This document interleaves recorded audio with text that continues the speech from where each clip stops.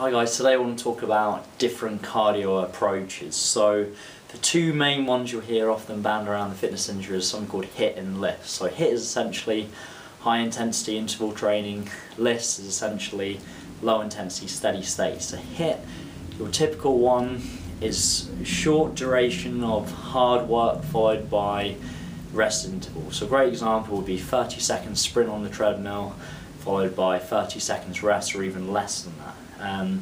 LISS typically tends to be longer, heart rates anywhere between kind of 50 to 60% of your maximal heart rate.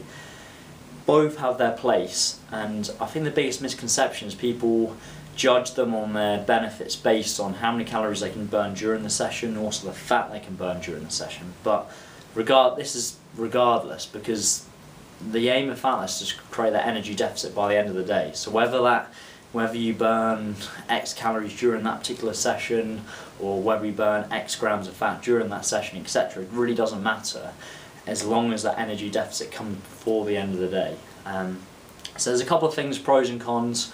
One thing with HIIT is certainly more time efficient, so you can have some great kind of 10-minute HIIT sessions, burn a huge amount of calories. Great for a lot of people, less time. You can even put it at the end of your weight training, which is what I do with a lot of my clients. LISS, on the other hand, more time consuming. Adding to that though, it's going to take less recovery from the body to recover from the LISS than it does from the HIIT. So it's kind of a balancing out between the two. Moving on a little bit further, if you think about it, HIIT, this is one thing Eric Helms has talked about. He mentioned the seminar recently, about a month ago. And if you think about it, weight training is very similar to HIIT. You're working hard for a short period of time, anaerobic kind of 10-20 seconds, then you're going to rest for anywhere between 30 seconds to 3-4 minutes, etc. So it's very similar, hard work followed by rest, repeat for a period of time. So that's something to consider, and that's why a lot of people recommend HIIT, which is a good thing because it does mirror that modality. So one thing to think about LISS as well, there's also a misconception that it upregulates something called AMPK, which is counterproductive to mTOR production, which is obviously more beneficial for weight training. But the thing is, you need to think about LISS is technically just walking, so you can't really have that endurance adaptation whereas you're going for a jog, etc.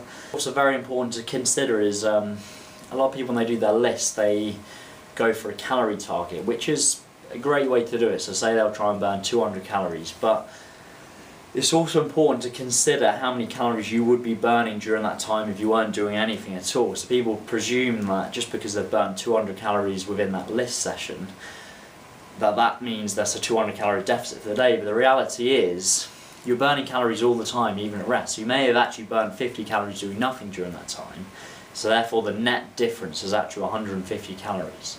So something to consider.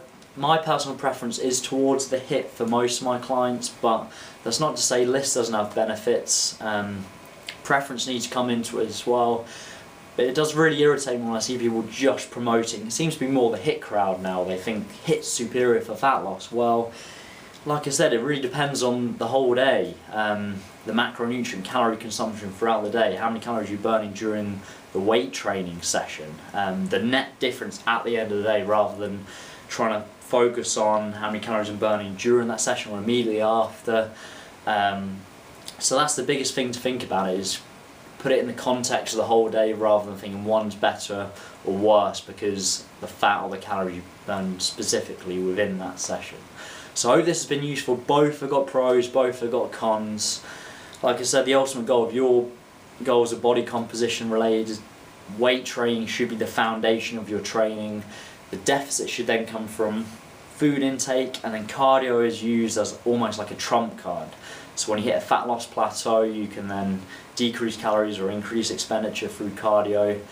And the goal is to have you consume as many calories as possible just doing weight training and burning fat. So that's like the ultimate.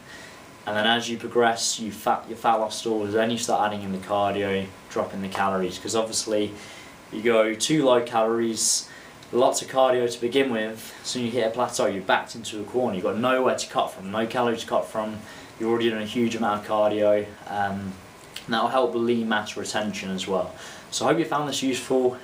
Please subscribe, like the video. Brilliant. Have a good day.